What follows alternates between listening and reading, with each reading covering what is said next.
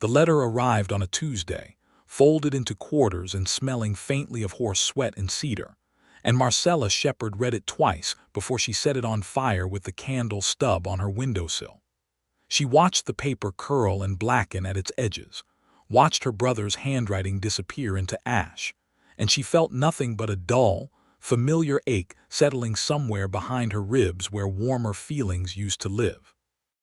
Outside the single-streaked window of the room she rented above Hattie Bloom's dress shop in Caldwell, Kansas, the year 1882 was making itself known in the form of dust storms and cattle drives, and the particular kind of noise that came from a town sitting right on the edge of the Kishom Trail. It was October, and the air had gone sharp and thin, and Marcella was 24 years old and had already decided that the best version of her life was the quiet one she was building here, stitch by stitch, without anyone's help. She worked for Hattie. She mended and sewed and occasionally helped with the books when Hattie's eyes gave her trouble. She ate her supper alone, and she kept her curtains half drawn, and she spoke pleasantly to the women who came into the shop, and said nothing at all to the men who called up to her window on Saturday nights, drunk and careless, and already forgetting her name before she'd had a chance to give it. This was her life. She had decided it was enough. The ash from her brother's letter drifted off the windowsill and disappeared into the alley below. She did not think about Clearwater, Texas. She did not think about the ranch her father had left behind when he died, or the debts that had eaten it piece by piece, or the man her brother Davis had written to tell her about. A man named Eli Doyle, her brother had written, who had apparently bought the eastern pasture and half the water rights, and who had, according to Davis, been asking after her, asking where she had gone, asking if she was well. Marcella had burned the letter because she did not want anyone asking after her. She had spent 4 years building a life that required no one to ask. The next letter arrived 3 weeks later. This one did not smell like horse sweat. It smelled like nothing at all, which meant it had come through the proper mail route rather than being handed off rider to rider across the panhandle. The handwriting on the outside was not her brother's. It was a man's hand she did not recognize, straight and deliberate, the kind of penmanship that suggested someone who had learned it late and practiced it with purpose. She almost burned this one too without opening it. She held it over the candle for a full 10 seconds before some stubborn piece of her curiosity pulled her hand back. She broke the seal and unfolded the single page inside. "Miss Shepard," it began, "my name is Eli Doyle. Your brother Davis mentioned you might not welcome a letter from a stranger, and I expect he was right to say so. I will keep this brief. I purchased the eastern pasture of your family's former property in September. I did not know your father personally, but I know what the land meant and I am trying to do right by it. I have enclosed the deed transfer for your records in case Davis did not send it. I imagine you have questions about the estate. I am available to answer them by letter or in person if you are ever passing through Clearwater. I do not mean to impose on your time. Respectfully, Eli Doyle." The deed transfer was there, folded separately. She spread it on her work table and read it carefully. Every number was correct. Every line was legal and properly witnessed. He had overpaid. She noticed that immediately. The eastern pasture with water rights at that quality of land should have sold for significantly more than the figure listed on the deed, which meant her brother had sold it cheap, which meant Davis was still spending money faster than he earned it and had probably needed the cash at once. She folded the deed transfer and put it in the small locked box she kept under her bed where she kept anything that mattered. She did not write back. She told herself she did not write back because she had nothing useful to say. She told herself that a second time and a third, and then she sat down on the edge of her narrow bed and looked at her hands in her lap and admitted, in the privacy of her own thinking, that she did not write back because she was afraid of what it meant that a stranger had paid above market price for her family's land, and then written her a careful, respectful letter with the deed enclosed for her records, as if she mattered, as if she were someone whose records needed keeping. She was not that person anymore. She had stopped being that person the year after her father died, when the creditors came and took the furniture, and her mother had already been gone 3 years by then. And Davis had been drunk for most of November. And Marcella had stood in the empty parlor of the house. She had grown up in and understood very clearly that no one was coming to fix this. That she was going to have to walk away and start something from nothing, and that the person she had been in that house, the daughter, the girl who set the table and learned her letters and believed in the decent forward motion of her family's life, that person was gone too, swept out with the furniture. She had come north to Caldwell because she knew how to sew, and Hattie Bloom had advertised for a seamstress, and because 400 miles was enough distance to make a new person of yourself. She had done it. She was proud of it. She was going to leave Eli Doyle's letter unanswered and get on with her quiet, sufficient life. The third letter arrived in December, and this one made her sit down hard on the only chair in her room and press her hand over her mouth and breathe carefully for a long moment. Davis was sick. That was what the letter said. Not from Eli Doyle this time, but from the woman who ran the post in Clearwater, a woman named Mrs. Clara Finch, who Marcella remembered as a kindly person with flour always on her apron. Davis had taken sick with a fever in November, and it had settled in his chest, and the doctor was not optimistic. He had asked Mrs. Finch to write to Marcella because he could not hold a pen steady. He wanted to see her. Marcella set the letter down on her work table and looked at the wall for a long time. She had loved Davis once, the way you love the person you grew up alongside, even when they are not very good at being a person. He had been reckless and careless, and he had let the debts swallow the ranch rather than working to stop them, and he had sold her father's land cheap rather than fighting for a fair price, and he had drunk his way through 2 winters while she stretched every cent she earned at Hattie's shop into something resembling stability. But he was her brother. He was the only family she had left. She went to Hattie that evening. Hattie Bloom was 61 years old and had built her shop alone after her husband died of a snakebite in 1871, and she had a way of looking at people that made them feel they had been understood before they finished speaking. "My brother is sick," Marcella said. "I may need to go south." Hattie nodded slowly. "Clearwater." "Yes. How long do you think?" "I don't know." That was the honest answer. She did not know if she would get there in time. She did not know what she would find. Hattie reached across the cutting table and put her hand over Marcella's. "Go. Your job is here when you come back. I'll make do." Marcella left Caldwell 3 days later on the southbound stage, with everything she owned in a single carpet bag and $22 in the locked case at her hip, because she was the kind of woman who kept her money where she could reach it. The journey took the better part of 4 days. The stage stopped in Wichita, then pushed south through the flat plains country where the wind came off the prairie without anything to slow it, and turned the cold into something personal, something that seemed specifically interested in finding the gaps in your coat. She slept sitting up when she slept at all, with her head against the window glass, and the dark landscape rushing past her in what she imagined rather than saw, because the nights were very black out here on the open land.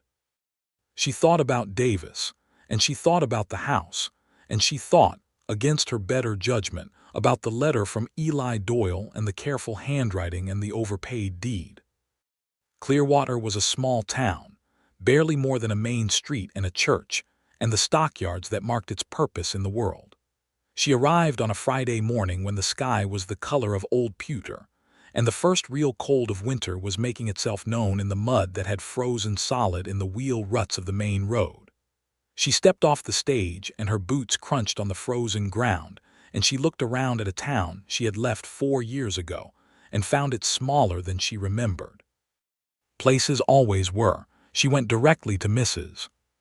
Finch at the post, who told her that Davis was at the doctor's house on the far end of Juniper Street, and that he had been there 2 weeks now, and that he had been asking for her. She found her brother propped up in a narrow bed in the doctor's spare room, looking gray and diminished in a way that shocked her even though she had been preparing herself for it the whole journey down. He was 27 years old and he looked 50. His chest rattled when he breathed. "Marcella," he said, and his voice was not quite right. Too thin. "I am here," she said, and she sat down in the chair beside his bed and took his hand, which was dry and hot, and she stayed there. He was sick for another 3 weeks before he began to improve. The doctor, a careful man named Dr. Beaumont, who Marcella came to respect enormously during those weeks, adjusted his treatment in the second week, and the fever broke on a Wednesday night while Marcella sat beside the bed with a damp cloth and listened to her brother breathe. When the fever finally let go of him, she stepped outside into the doctor's backyard and stood in the cold night air and let herself shake for a little while, because she had been holding herself very still for too long and her body needed the release. Davis improved slowly after that. He was weak and coughing still, but the death was not in his eyes anymore, and by the third week he was sitting up and complaining about the soup the doctor's housekeeper brought, which Marcella took as a reliable sign of recovery. "I owe you an apology," Davis said to her one afternoon when the light was coming pale through the window and she was mending one of his shirts by hand, something to do with her hands. She looked up from the shirt. "For the land," he said. "I sold it too cheap. I know I did. I needed the money fast and I took the first offer, and I did not think about what father would have wanted." Marcella set the shirt down in her lap. "You could have asked me," she said, and she tried to keep her voice even, but some edge of it came through anyway. "I know." He looked at the ceiling. "I was ashamed to ask. You were doing well up there. You built something for yourself. I did not want you to know how bad it had gotten." She breathed in slowly through her nose. She had been carrying anger about this for 2 years, the specific anger of someone who has been kept out of decisions that affected them, and she had thought she would feel better once she said it out loud. She did not feel better. She just felt tired. "The man who bought it," she said instead, because she was tired of the anger and wanted to put it somewhere useful. "Doyle, he wrote to me." Davis looked at her then. Something moved in his eyes that she could not quite name. "He is a good man," Davis said. "You sold him the land cheap. He did not make me. He offered the fair price and I asked him to go lower because I was desperate and he agreed." Davis paused. "He came to see me when I took sick, brought wood for the doctor's fireplace and paid the first week of my care before I even knew who had done it." Marcella was quiet for a moment. She looked at her hands in her lap, at the shirt half mended, at the pale winter light on the floor between them. "He asked about you again," Davis said carefully. "When he came, he asked if you were coming down." "I did not come down for him," she said. "I came for you." "I know that." Davis shifted against the pillows. "I am only telling you what he asked." That evening, walking back from the doctor's house through the brittle cold of a December dusk in Clearwater, Texas, Marcella passed a man on the far side of the street who was lifting a feed sack into the back of a wagon with the economical ease of someone who did this often. He was tall, lean without being thin, with dark hair and the kind of face that the sun had made its work on over many years. He wore a plain brown coat and boots that had seen serious use, and there was a bay horse tied to the post beside him who watched Marcella pass with calm, dark eyes. The man looked up when she passed. He did not say anything. He simply looked at her for a moment with a directness that was not rude but was not shy either, and then he looked back at his wagon. She did not know why she remembered it later. It was such a small thing. A man loading feed into a wagon on the cold side of a December street. She did not know who he was. She had not asked. She found out the next morning. She was at Mrs. Finch's post, sending a letter back to Hattie Bloom to report that she would be staying another week at least, when the bell above the door sounded and Mrs. Finch looked up and said, with the particular warmth she reserved for people she approved of, "Mr. Doyle." Marcella turned around. It was the man from the street. Of course it was. He stopped just inside the door when he saw her, and she watched something move through his expression. Not surprise exactly. Something more careful than surprise. "Miss Shepard," he said. She realized she had been holding her pen above the letter she was composing. She set it down on the counter. "Mr. Doyle." He came to the counter and set down an envelope he was carrying, and Mrs. Finch, who had the gracious instincts of a woman who understood that certain moments required a certain amount of space, suddenly found something requiring her attention in the back room. They stood on either side of the narrow post office counter and looked at each other, and Marcella thought, with a clarity that was almost alarming, that he was a very decent-looking man. Not handsome in the way that men in Caldwell who called up to her window on Saturday nights were handsome, more settled than that, more real. "I am glad your brother is recovering," Eli Doyle said. "Thank you," she said. "I heard that you paid for his first week of care." He looked slightly uncomfortable, which she had not expected. He looked at the counter. "Someone ought to have. You barely knew him." "He sold me land I am grateful for." He said it simply, as if it were not a remarkable thing, and she found that more disarming than anything elaborate would have been. "You overpaid for it," she said. He met her eyes. His were a dark brown, the kind of brown that had warmth in it. "It was worth what it was worth." "Davis sold it to you below what it was worth. He told me." Something shifted in his expression, something that might have been honesty or might have been something slightly more complicated. "He needed the money at once. I needed the land. We both got what we needed. You could have gotten the same land for less and still given him what he needed." He looked at her for a long moment. "Yes," he said, "I could have." She did not know what to do with that. She looked at the letter she had been composing on the counter. She looked at the door. She looked back at him. "Thank you for writing to me about the deed," she said. "I would not have had a record of the transfer otherwise. I thought you should have won. Most men would not have thought of it. Most men did not grow up watching their mother try to manage an estate without proper documentation," he said, and there was something in his voice that was quiet and old and not a complaint, just a fact he had lived with long enough to carry lightly. She took a breath. "Well," she said. She picked up her pen again. "Thank you, Mr. Doyle." "Eli," he said, and then, as if he had surprised himself, he added more quietly, "if you like." She looked at him again. He looked back, and there was nothing aggressive in it, nothing pressing. Just an offer, sitting on the counter between them like something he was willing to leave there and walk away from if she preferred. "Eli," she said, trying it out in her mouth. It felt like nothing she had expected. The small, careful smile that crossed his face at that did not last long enough to be smug. It was over almost before it registered, replaced by something more neutral. But she had seen it. She finished her letter and left Mrs. Finch's post, and she walked back toward the doctor's house in the cold morning air, and she thought about that smile for 3 blocks before she made herself stop. She had not come here for this. Davis improved steadily through the week. He was upright by Christmas, sitting in a chair beside the window with a blanket over his legs and color returning to his face in slow increments. Marcella had taken a room at the only boarding house in Clearwater, a place run by a Mrs. Tully who was suspicious of everyone and excellent at biscuits, and she had settled into a routine of visiting Davis in the mornings and afternoons, and spending her evenings in her room sewing by lamplight, because she could not afford to sit idle even here. Eli Doyle appeared 3 times that week, once to bring Davis a book he had mentioned wanting, once to deliver a small ham that he said was surplus from his smokehouse, and which Marcella suspected was not surplus at all, and once on a Thursday afternoon when she happened to be sitting on the porch of the doctor's house because the indoor air had grown close and she needed a few minutes with the cold, and he rode past on the bay horse and stopped when he saw her. "You look like a woman who needs coffee," he said, which was the longest thing he had said to her that was not directly about Davis or the land, and which caught her off guard enough that she laughed. It was the first time she had laughed in a long time. The sound of it surprised her almost as much as it seemed to surprise him. "I have been up since 5, she said, when she had collected herself.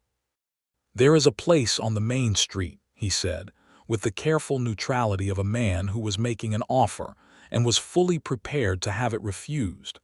"Better coffee than you would expect from a town this size." She looked at him on the horse in the pale winter light, and she thought about all the reasons she should decline, and she thought about the particular quality of quiet that had settled over her life in Caldwell, the quality she had worked for and protected, and she thought about how she was tired in a way that the quiet had not fully reached. "All right," she said. They sat across from each other at a small table near the window of a place called Garver's, which served coffee and pie, and which Marcella recognized as a place she had come to with her mother once as a small girl, back when the world had been arranged differently. The coffee was good. He had not been wrong about that. "How long do you mean to stay?" he asked. "Until Davis is well enough to manage on his own. Another week, maybe 2. And then back to Caldwell." "Yes." He wrapped his hands around his coffee cup. He had good hands, she noticed, large and calloused in the specific way of someone who worked with rope and wood and animals, not in the rough all-over way of someone who was indiscriminate with their labor, but in the targeted way of someone who was good at what they did and did it daily. She noticed she was noticing his hands and returned her eyes to her own cup. "Do you like it there?" he asked. Caldwell. She thought about it honestly, because she had the sense that he would notice if she gave a dishonest answer. "I like that I built it myself," she said. "I like that everything in my room I put there." He nodded slowly. "That matters." "It matters very much," she said, and she looked at him when she said it because she wanted him to understand that she was not saying it as a complaint about the things she had lost, but as a statement about what she had found. He met her eyes steadily.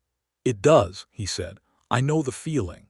"Tell me," she said, and was faintly startled by her own directness. He turned the cup in his hands. "I came out to Texas from Missouri when I was 19. My family did not have land. I worked other people's cattle for 6 years, saved what I could, bought a small stake in Palo Duro County, built that up slowly over 4 years, then sold it at a fair price and came here. The eastern pasture was the last piece I needed for the water access to make sense." He said it without drama, the way a man describes something he worked for rather than something that happened to him. "You built it all yourself," she said. "I had good horses," he said, "and better luck than some." "Luck," she said, and she said it the way she said it when she did not entirely believe the word being used. He smiled again, that brief, real smile. "Mostly work," he allowed, "with a little luck." They stayed at the table for an hour. She could not afterward remember all the things they talked about, but she remembered that it was easy in a way she had not expected. Easy in the specific way of talking to someone who listened when she spoke and responded to what she actually said, rather than what they had already decided she meant. When they left and he walked her back toward the doctor's house, he did not offer her his arm or make any gesture that suggested she needed managing, and she found she appreciated that more than she could quite account for. At the gate of the doctor's small yard he stopped, and she stopped, and they stood in the cold afternoon light. "Thank you for the coffee," she said.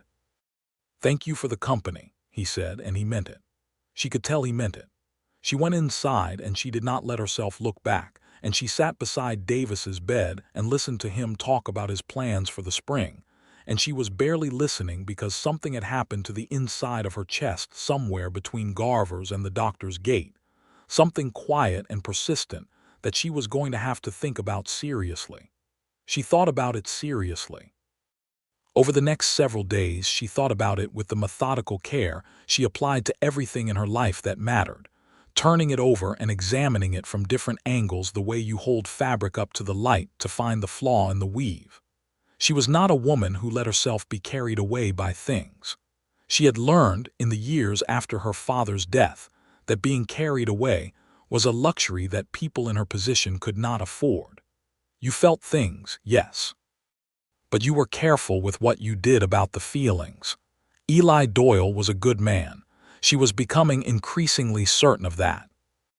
He was steady and honest, and he had a quiet decency about him that was not performance, and he had been kind to her brother without needing credit for it, and he made her laugh, which was not a small thing. She was 24 years old, and she could not think of the last time someone had made her laugh. But she was leaving in a week, back to Caldwell, back to the life she had built from nothing, and he had his land and his cattle and his water rights, and she was not the kind of woman who upended the life she had built for a man she had known for 2 weeks, no matter how his hands looked wrapped around a coffee cup. She told herself this several times. Eli came by on the following Monday to help Davis with something practical. A piece of furniture that needed moving in the room Davis had arranged to rent above the farrier's shop as a more permanent recovery space than the doctor's house.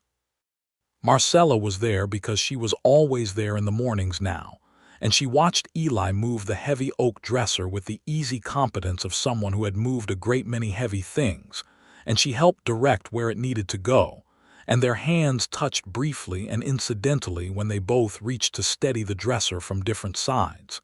She stepped back. He stepped back. Neither of them said anything. Davis, watching from his chair with the sharpness of a man who had nothing to do but observe, said nothing either, but she caught the look on his face, and she looked away from it deliberately. That evening she walked out to the edge of town, where the land opened up into the cold brown expanse of the winter prairie, and she stood with the wind in her face and thought about her life with the particular severity she reserved for decisions she knew she was already making and had not yet admitted to herself. She was not going to stay. She had her life in Caldwell, her room above Hattie's shop, her work, her own careful structure. She was not going to dismantle it for a feeling she had had for less than 2 weeks. That would be foolish. That would be exactly the kind of thing she had spent 4 years teaching herself not to do. She went back to Mrs. Tully's boarding house, and she packed most of her carpet bag, and she was proud of how clear-headed she was being. She booked passage on the northbound stage for Thursday morning. She told Davis on Wednesday afternoon. He was sitting up well now, the color truly back in his face, and she could see the shape of the person he might yet become if he applied himself to it, the person who was more than his worst tendencies. Thursday, he repeated. Yes, you are well enough now. Dr. Beaumont agrees. I know I am well enough, he looked at her. Is that the only reason? Davis, she said with a warning in it, I am only asking. The stage is Thursday morning, I need to be back at my work. She adjusted the blanket on his lap that did not need adjusting. I will write to you. I want you to write back. I want to know you are keeping to the doctor's instructions. Eli asked about you again, Davis said. He said it with the bluntness of a man who had decided that subtlety was taking too long. Yesterday, when he came to help with the dresser, he asked when you were leaving. She looked at her brother. I told him I did not know, Davis said. Because you had not told me, he paused. You should tell him. He does not need to be told. Marcella, her name in his mouth in that specific tone with that specific look on his face, was an unusual enough occurrence that it stopped her. Davis was not typically the person in the room with the emotional clarity. I have watched you for a week and a half be the most careful I have ever seen a person be. And I have watched Eli Doyle come here every other day on an excuse that convinces no one. He leaned back against his pillows. Tell him you are leaving. She did not tell him she was leaving. She meant to. She walked past the eastern pasture on her way to Mrs. Tully's to finish packing, and she stopped at the fence line without having decided to stop, and she looked out at the land her father had owned, the land Eli Doyle had bought, and she stood there in the cold late afternoon light until she heard the horse.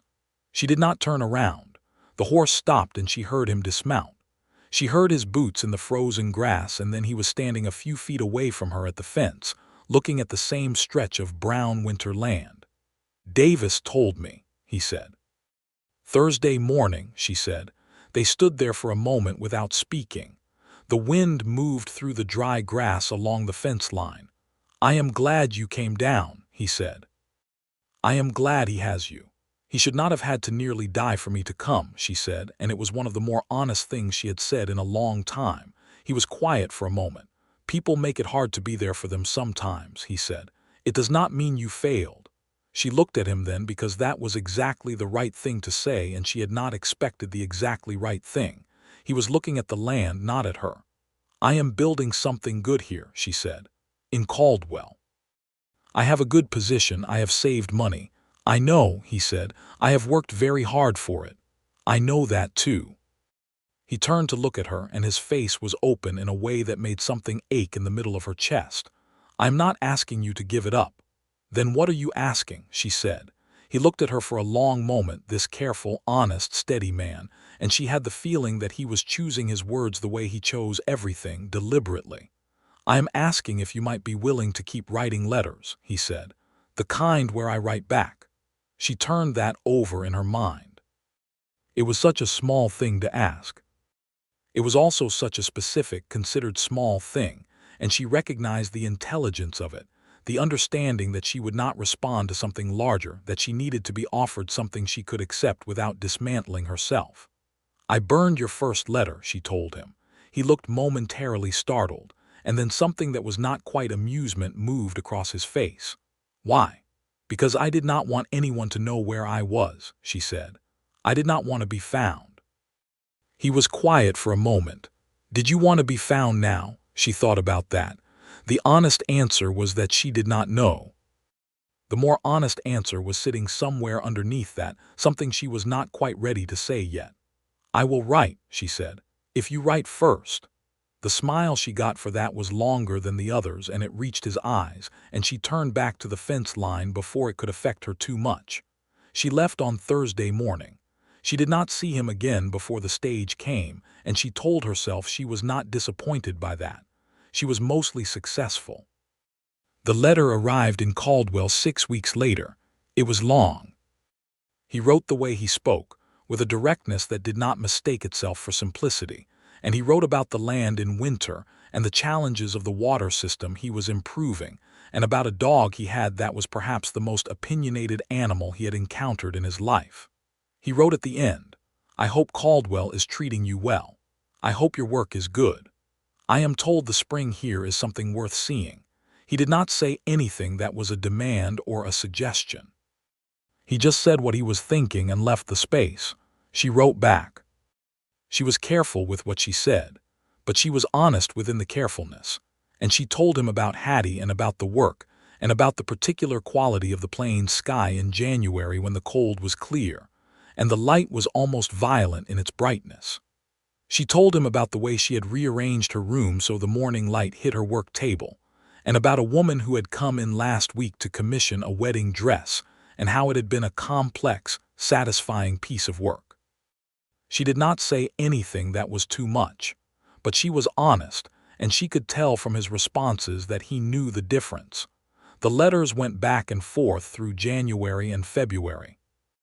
Hers were perhaps a little longer each time. His were always specific and warm without being excessive, and she found herself waiting for them in a way that she acknowledged privately was significant.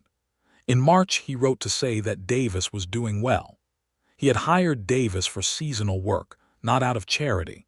He was careful to clarify, but because Davis had a genuine talent with horses that Eli's operation could use. She read that letter twice, and she felt something unfamiliar, something she eventually identified as the specific pleasure of having the people she cared about treated with decency. She wrote back and said, "That was a good thing to do." He wrote back and said, "I told you, he is good with horses." She smiled at that for most of a morning. In April, the letters became more frequent. She was writing twice a week, and he was matching her, and the things they wrote about had expanded gradually beyond the practical into something more like what she would have called, in a different context, genuine conversation. He told her about growing up in Missouri, about the particular powerlessness of being poor in a place where the wealth moved in visible, painful proximity to the poverty. He told her about the first horse he had ever owned, a half-blind mare that everyone said was no good, and how he had spent a summer working with her until she was reliable, and it had taught him more about patience than anything else in his life. She told him about her mother, which she had not told anyone in a long time. About what the house had been like when her mother was alive, the particular warmth of it, the way the kitchen had always smelled of something good, the way her mother had read to her in the evenings. About how the grief of losing her had been different from the grief of losing her father, less sharp and more pervasive, like weather rather than a wound. She did not know why she told him. She knew she trusted him with it. In May, he wrote a letter that was different from the others. It was shorter. It said, I have been thinking about something for some weeks, and I have decided to say it rather than not say it because I have found that not saying things is a form of dishonesty I do not respect in myself. I would like to come to Caldwell, not to impose on you or your time, not to suggest anything you have not suggested yourself. But I would like to see you if you are willing. If you are not willing, say so and I will stop asking, and the letters can continue just as they are, which I would not find a hardship. But I wanted to ask. She read the letter sitting at her work table in the morning light she had arranged when she moved her room around, and she held it in her lap for a long time, and she thought about everything she had built here and what she was being asked to risk by saying yes. She was not being asked to risk anything, she realized. He had been very specific about that. He was asking to come and see her. That was all. She wrote back the next morning. The letter said, "Come in June. The light is good in June." He arrived on a Wednesday in the third week of June, 1883, on the bay horse with a bedroll and a single saddlebag. And she knew it was him before she saw his face because there was only one bay horse that would stand that still while its rider dismounted in a busy street. She had been watching from the window above Hattie's shop, and she was not going to tell him that, but she had been watching. She had been sitting at her work table, pretending to hem a skirt for 20 minutes before the stage road came into view, and then she had been watching. He looked up at the buildings as he tied the horse. He did not look up at her window, which meant he did not know which window was hers, and she felt the absurd small warmth of knowing something about herself that he was still learning. She went downstairs.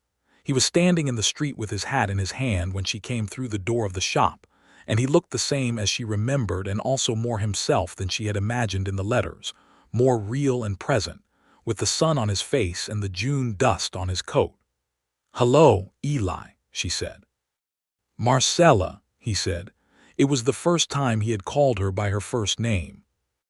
He had used Miss Shepard in his letters, with a consistency she had assumed was formal habit, but he said Marcella now with a naturalness that suggested it was simply what he had always been planning to call her. "You made good time," she said. "The horse is fast," he said. They stood there for a moment on the Caldwell sidewalk in the June heat, and she was aware that Hattie was very definitely present somewhere behind the shop door, very definitely listening, and she was aware that she was glad he had come in a way that she was finally ready to stop arguing with.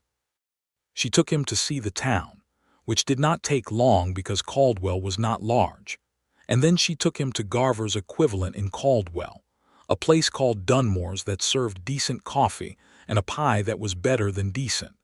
And they sat across from each other as they had sat across from each other in Texas in December. And the ease of it was even more pronounced than it had been then, because now they had 5 months of letters between them and the letters had done what letters do. Which is to say they had built something under the surface that was now simply there, already completed, waiting to be stood in. He stayed in Caldwell for 5 days. She showed him her room, which she had never shown anyone her room, and she watched him look at everything in it with an attention that was not intrusive but was sincere, the way you look at something when you genuinely want to understand it, and she thought about what she had said to him in December. "I like that everything in my room I put there." He was looking at it like it mattered, like she mattered for having built it. On the 4th evening they walked out to the edge of town, where the prairie opened up in the way it did in Kansas, enormous and green in June, the grasses long and moving in the warm wind, and the sky going gold at the edges with the going down of the sun. They had been walking for some time and talking comfortably, and the light was changing the way light changes in open country, everything getting richer and softer and more particular. He stopped walking and she stopped walking because when he stopped there was something different in the air. "I need to say something," he said. She turned to look at him. He was looking at the horizon and she could see the gold light catching the side of his face and the corner of his jaw, and she had the thought, very clearly, that she loved the way he looked when he was about to say something important. She had the thought and did not push it away. "I am not a man who does things by degrees," he said. I'm not going to pretend I have not been thinking about this since December. He looked at her. I think you know what I am saying. I think I do, she said. Say it anyway. Something moved in his face. He turned fully toward her. I think this is the beginning of something very important, he said. And I think you know that too. And I am not asking you to change anything.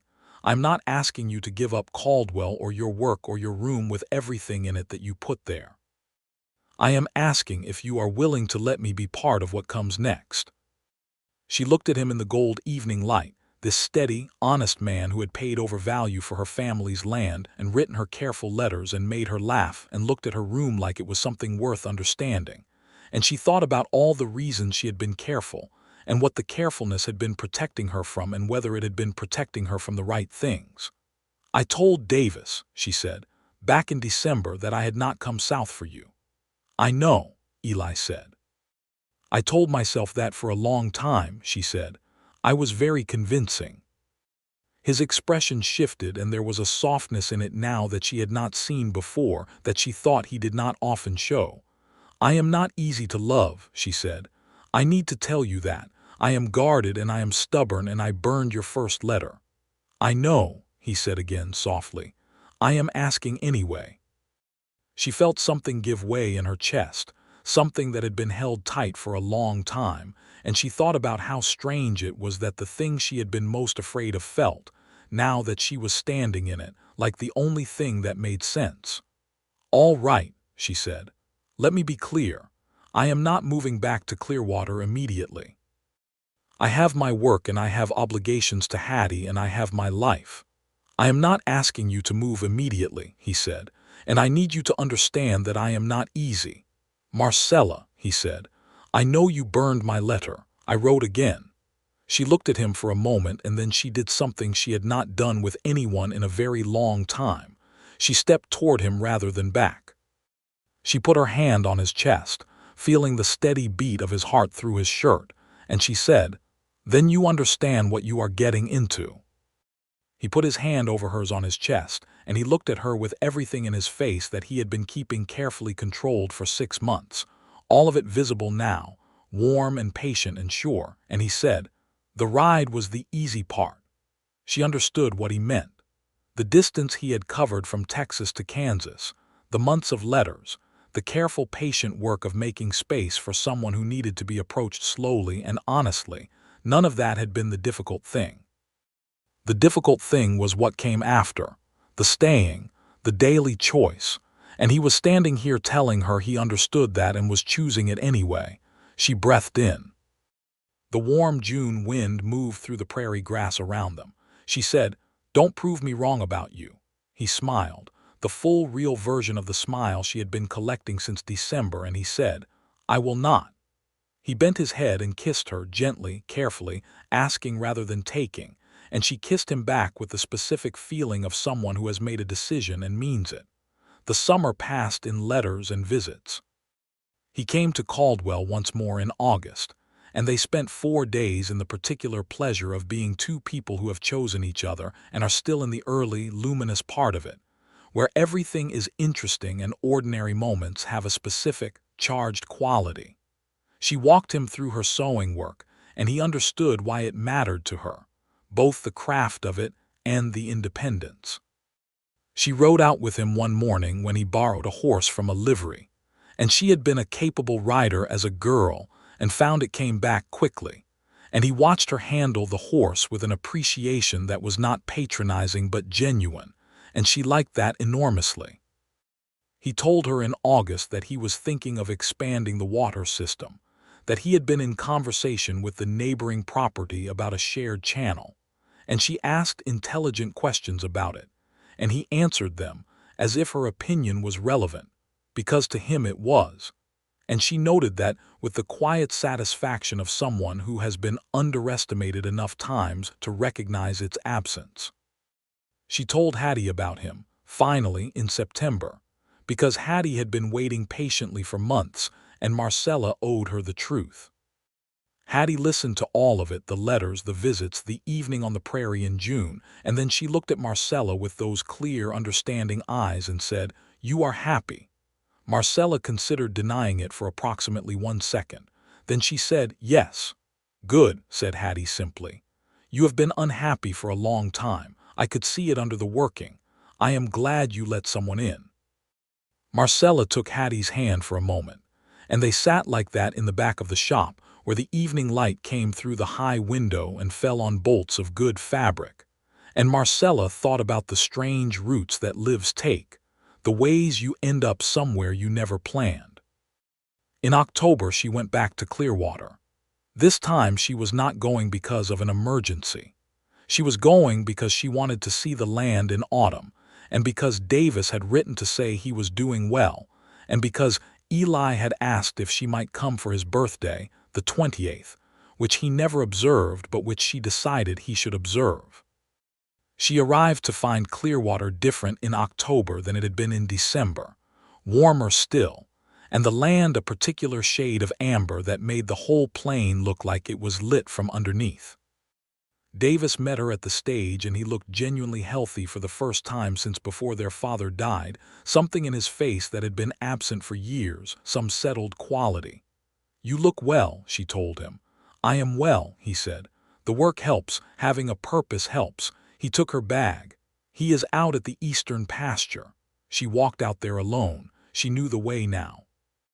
He was working the fence line on the far edge, replacing a section of post that had weakened, and he did not hear her coming over the wind until she was close enough to speak, and when he turned and saw her his whole face changed, the kind of change that could not be managed or suppressed because it was too immediate, too real.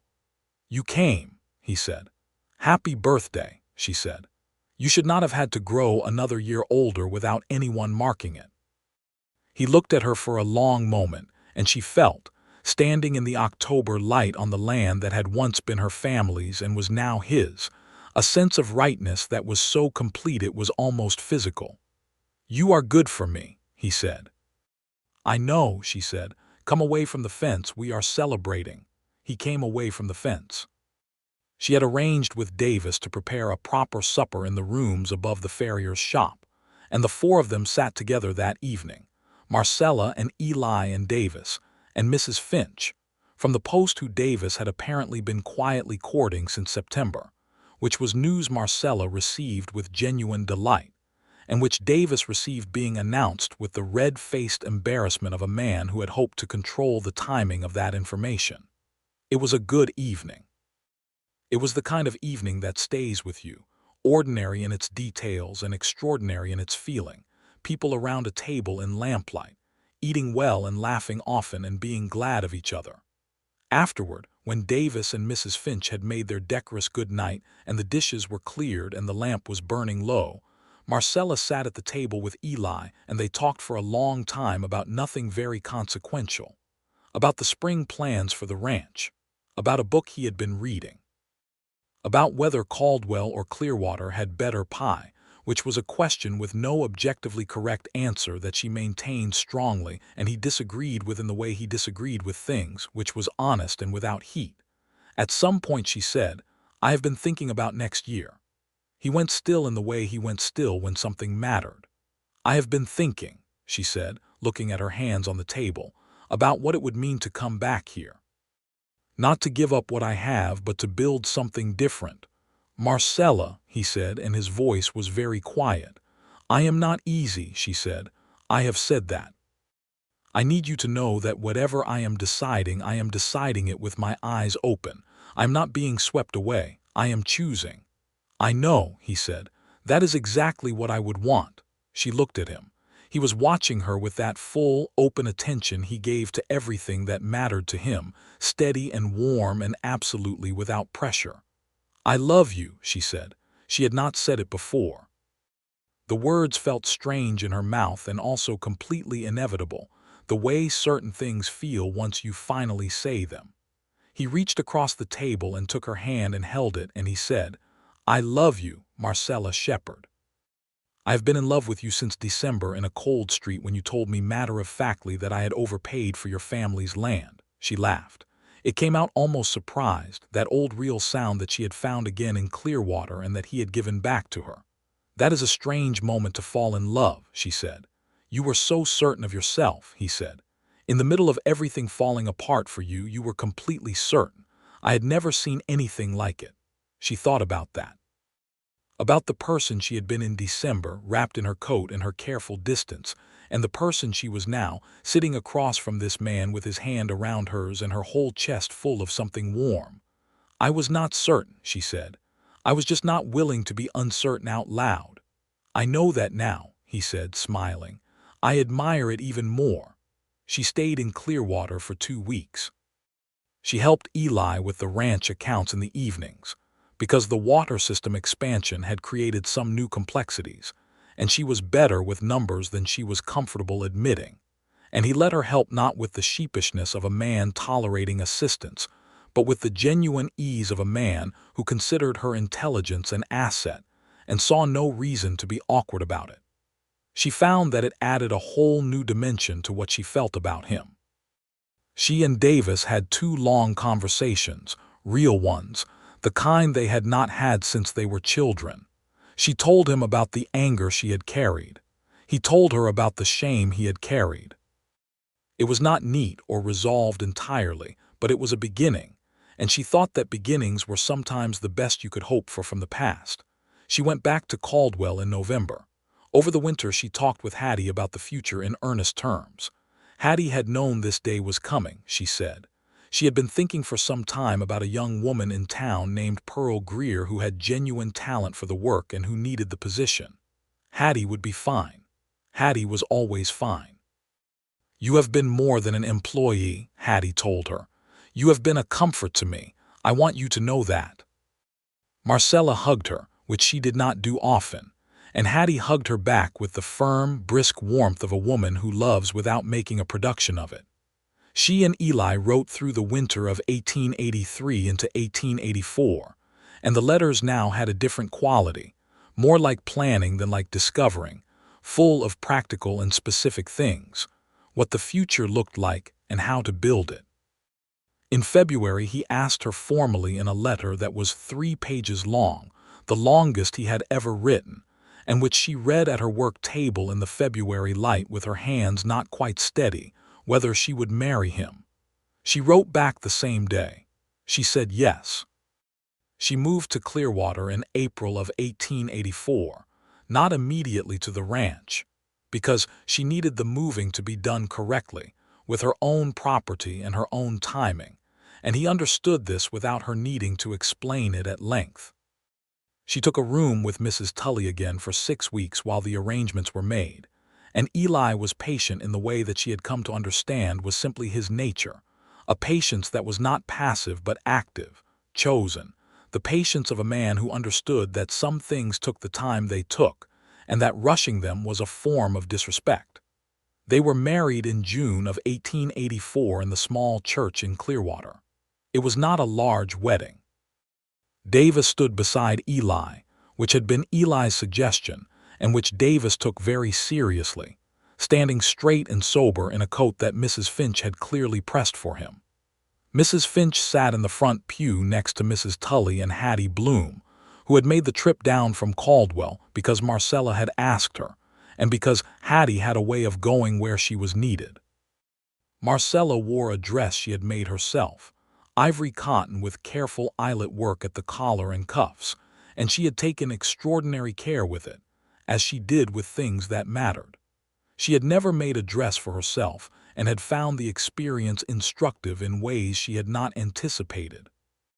She walked into the church on Davis's arm, which was the right choice for reasons both practical and emotional, and she looked at Eli standing at the front of the church, and she thought, briefly and privately, about the December morning she had burned his first letter, and about all the distance between that morning and this one, and she was glad, profoundly and irreversibly glad, of every step she had taken to get here.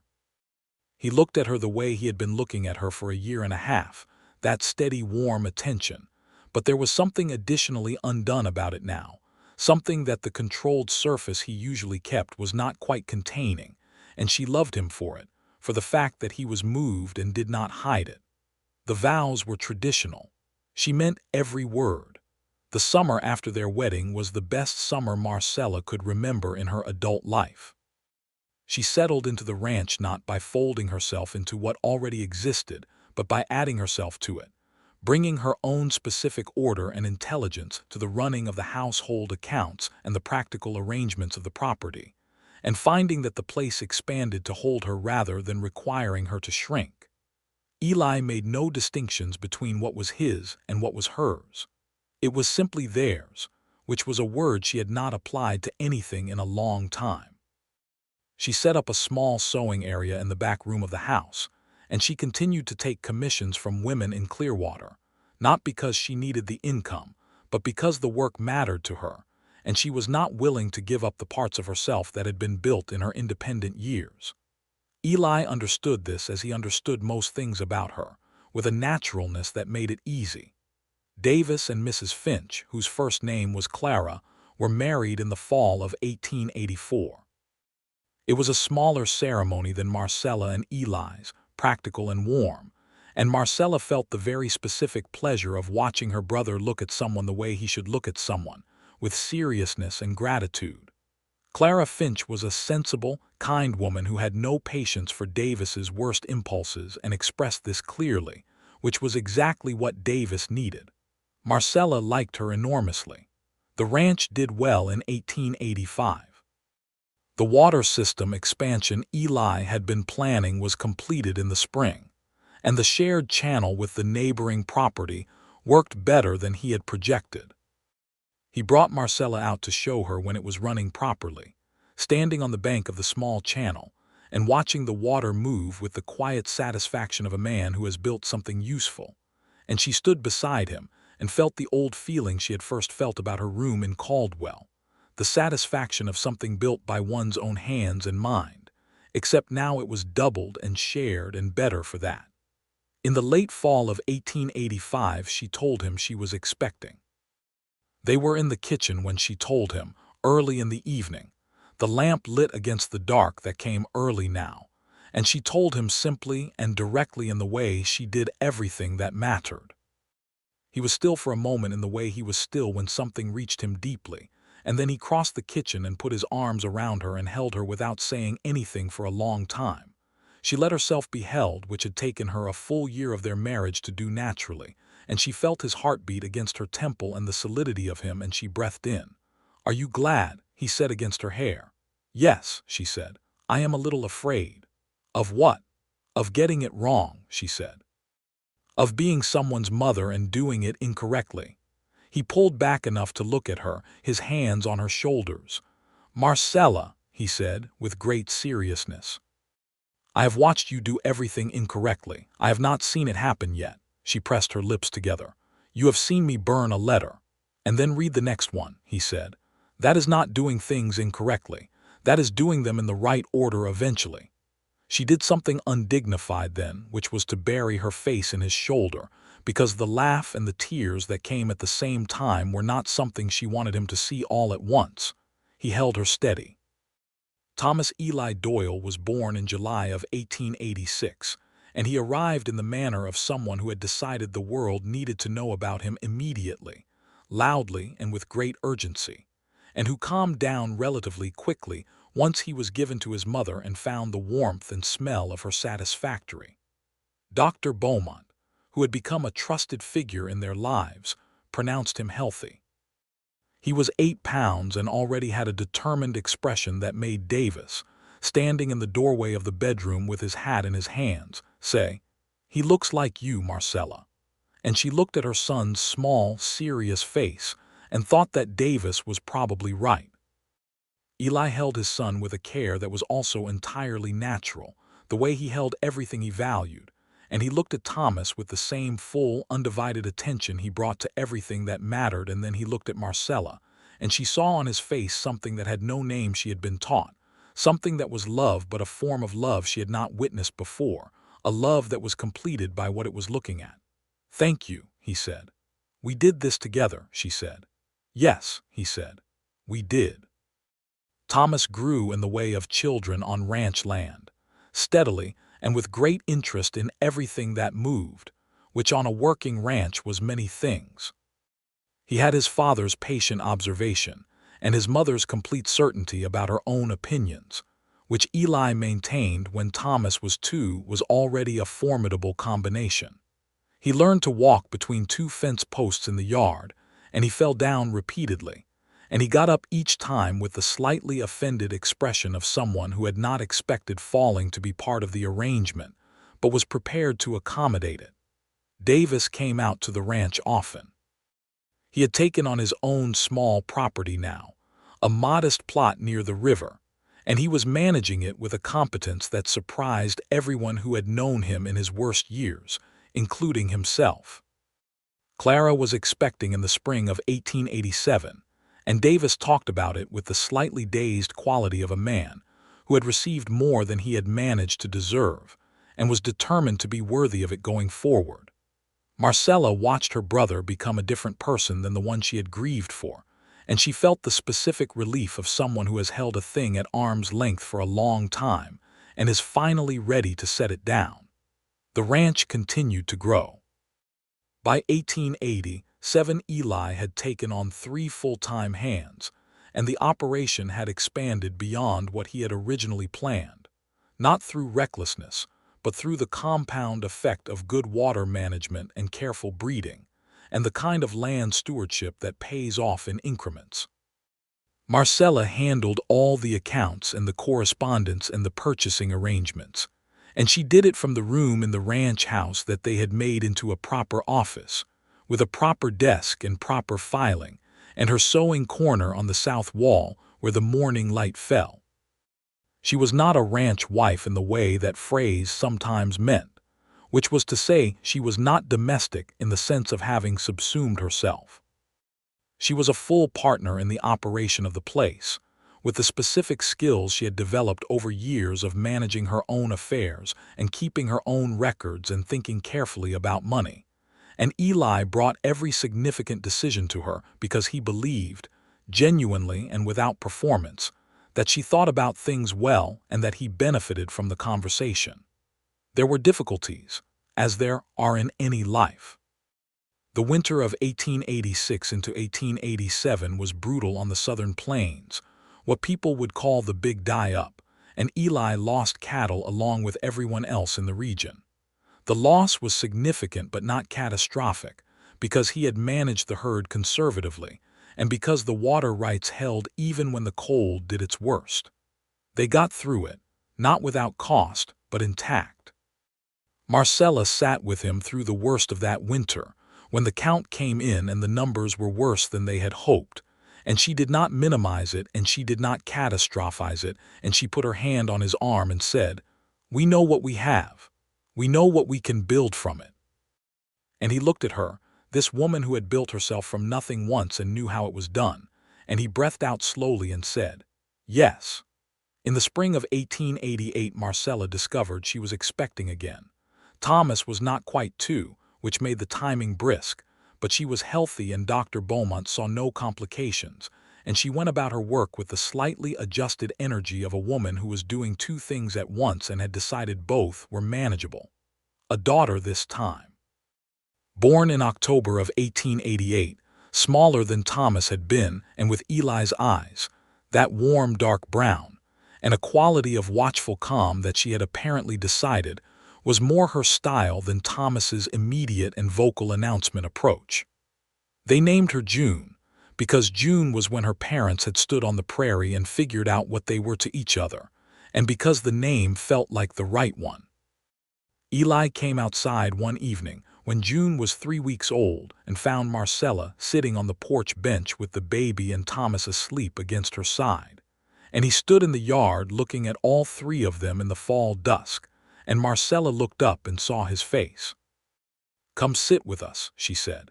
He came and sat beside her on the bench, and she leaned into him, Thomas between them on one side and June in her arms, and the evening came down over the land that had been her family's and was now theirs, and was now all of theirs, all the way down to Thomas and June, who did not know yet what any of it meant, but who were here, solid and warm and alive. "I have been thinking," Eli said. "You are always thinking," she said. "I have been thinking about when you burned that letter," he said. She turned her head to look at him. He was looking out at the land with a slight smile. "I burned it before I opened it," she said. "I know," he said. "I always thought that was the bravest possible version of it. Burning someone's letter is brave. Making yourself small enough to disappear was the alternative," he said. "You tried that and you could not quite manage it." He looked at her. "You are too much yourself." She was quiet for a moment. The baby stirred in her arms and settled again. "You are the only person who has ever said that like it was a good thing," she said. "It is the best possible thing," he said simply. Thomas shifted against her side, deep in the effortless sleep of a child who does not yet know there is anything to worry about, and she felt the warm, specific weight of him, and the warm weight of June, and the warm, solid presence of Eli beside her. And she thought about the woman who had stood at a window in Caldwell with a letter in her hand and a candle stub, and the decision to disappear.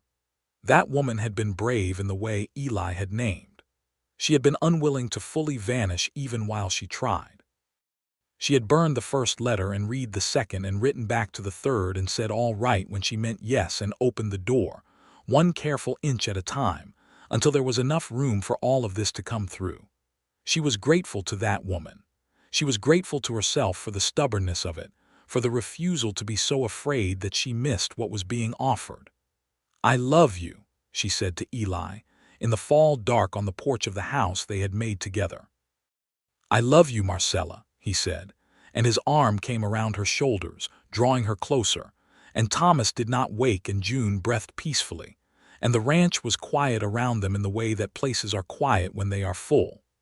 The years settled around them like good land settles, firm and particular, with its own weather and its own seasons, demanding and rich in the way that things you have worked for are always richer than things you are handed.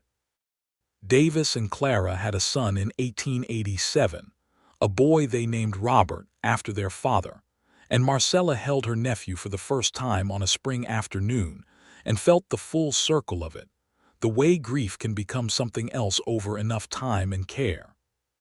She and Davis were closer now than they had ever been as adults, the old wounds acknowledged and left to heal rather than picked at, the old anger put down, not forgotten but genuinely released, because she had learned, in the years since December of 1882, that holding things tightly was sometimes the thing that made them most difficult to carry. Hattie Bloom retired from her shop in Caldwell in 1889 and came south to live with a niece in San Antonio, and she stopped in Clearwater on the way and spent 2 days at the ranch. And Marcella was so glad to see her that she overcooked the supper out of distraction, and they laughed about that until Hattie was wiping her eyes. Thomas fell deeply in love with Hattie and followed her around for 2 days, absorbing her commentary on everything, which was extensive and excellent. And when she left, he stood on the porch watching the road long after her wagon had disappeared. "He is going to be something," Hattie had said to Marcella privately, with the certainty of someone who has been watching people for 68 years. "I know," Marcella said. "I am going to make sure of it." Eli built an addition on the south side of the ranch house in 1889 because June was out of the small bedroom where she had been sleeping and into Thomas's room, and Thomas had opinions about this arrangement. The addition gave them a proper parlor and a second bedroom, and Marcella took care of the interior of it with the specific satisfaction of someone adding to something she has already built, each choice deliberate and personal and right. She hung in the parlor a piece of needlework she had done herself, a landscape of the prairie in summer that was not pretentious or overly ambitious, but was genuinely good, the long grass and the enormous sky rendered in thread with the accuracy of someone who has looked at that sky every day for 5 years and knows every quality of its light. She hung it on the east wall where the morning came in and made it vivid, and Eli stood and looked at it for a long time the morning she put it up. "Did you know you could do that?" he said. "I did not," she said. "I thought I would try." He shook his head slowly. "You are extraordinary," he said. "I am practical," she said. "You are extraordinarily practical," he allowed, and she shook her head at him, but she was smiling. By 1890, the ranch was something she was proud of in a specific and comprehensive way, the way you are proud of something that has required everything you had and given back more. The eastern pasture was the heart of it, the water rights making everything else possible, the careful management of the land over 8 years showing in the quality of the grass, and the health of the cattle, and the simple structural solidity of the buildings, all of which Eli maintained with the same patient, deliberate attention he brought to every other thing in his life. Thomas was 4 years old and already in the way of his father when it came to animals, which was to say he approached them with a respect and a patience that were not typical for a child his age, and the horses on the property had concluded that Thomas Doyle was trustworthy, which they were very selective about, and which Eli considered the highest possible endorsement of his son's character. June was 2, and had developed a way of watching everything with those dark eyes that reminded Marcella of her own best qualities in a way that was alternately gratifying and unnerving. Marcella thought often about the things she wanted for her children that she had not always had. Stability, obviously, security in the physical sense, but also the specific confidence that came from being seen clearly, from being allowed to be what you were without apology. She wanted Thomas to be allowed to be patient and careful and observant. She wanted June to be allowed to be certain. She was going to be very specific about this, and Eli was entirely in agreement. And she thought that the particular combination of his steadiness and her stubbornness was going to make for either excellent parenting or an interesting challenge, and quite possibly both. On a Sunday afternoon in the spring of 1891, when the land was coming green, and the sky was that specific blue that only belonged to spring on the southern plains, she and Eli rode out together on the horses he kept saddled on weekends for exactly this purpose. Davis had Thomas for the afternoon, and June was napping in the care of the woman who came in 3 days a week to help with the household, and they rode out to the eastern fence line where they had stood together for the first time in December of 1882, nearly 10 years ago. They stopped the horses at the fence and looked out at the land. She thought about December. She thought about how cold it had been, and how she had told herself she was not staying, and how the rightness of standing there beside him had been so complete and so terrifying that she had gone back to Caldwell the very next day and buried herself in her work for 3 months before she was ready to be honest about it. "What are you thinking?" he said. She looked at him on his horse, the man she had been married to for 7 years, who she knew now the way you know someone when you have shared every ordinary day with them, the way they look in the morning before they have their coffee, the way they look when something worries them, the things that make them laugh, the things they are afraid of, the specific quality of their silence when they are happy. She knew all of it, and it was all good, not because he was without flaw, but because the flaws were part of the whole, and the whole was something she had chosen deliberately and daily. "I am thinking about the letter I burned," she said. He raised an eyebrow. "I burned it before I read it," she said. "You know I was burning it because I was afraid of what it would cost me if I let someone in." "I know," he said. "It did cost something," she said. "Being loved by you cost me the version of myself that could stay small and safe and sufficient. That person is gone." He watched her. "I am glad of it," she said. "I am glad every day of it." He reached across the space between the horses and took her hand, and they sat together at the fence line of the eastern pasture of her family's former land that was now his land, that was now their land, with the spring on it and the good green quality of things growing, and the sky enormous above them the way it was always enormous in this part of the world where there was nothing to break its reach. "You told me you were not worth the ride," he said. She looked at him. "When did I tell you that?" "Not directly," he said, "but it was in everything you said that first winter, the way you held yourself away, the way you told me you had burned the letter to warn me off. You were telling me it was too far and too much trouble and you would not be worth what it cost." He looked at her with that full, warm attention. "I never believed it for a moment." She was quiet for a few seconds. The wind moved through the new grass below the fence. "The ride was the easy part," she said softly, using his words back to him. "Every time," he said. She squeezed his hand and he squeezed back, and the horses stood quiet in the spring light, and the land lay all around them, particular and known and theirs. And she thought about how strange and right it was that a burned letter had led to all of this life, all of this specific and irreplaceable and chosen love. And she felt the full weight of it and was glad, comprehensively and without reservation. Glad in the way that people are glad when they have lived through the things that were hard and arrived at something that was worth every step of the distance. They rode back to the ranch in the afternoon light, and the horses knew the way, and Thomas was at the gate when they arrived, back from his afternoon with Davis, and he came running in the way of 4-year-old boys with urgent news about whatever he had encountered in the past 3 hours, and Eli dismounted and caught his son and held him up laughing, and Marcella swung down from her horse and watched the two of them together and thought, This is what I built. This is what I was brave enough to let happen. She walked to the house, and June was awake and wanting her mother, and she gathered her daughter up and stood on the porch with her in the golden late afternoon light. And Eli came up the steps with Thomas on his back, and they stood together on the porch of the house they had made and looked out at the land they tended together. And everything that had been uncertain was certain now, and everything that had been feared was gone, and everything that mattered was here, right here, solid and warm and good. June put her small hand on Marcella's face and looked at her with those serious, watchful dark eyes.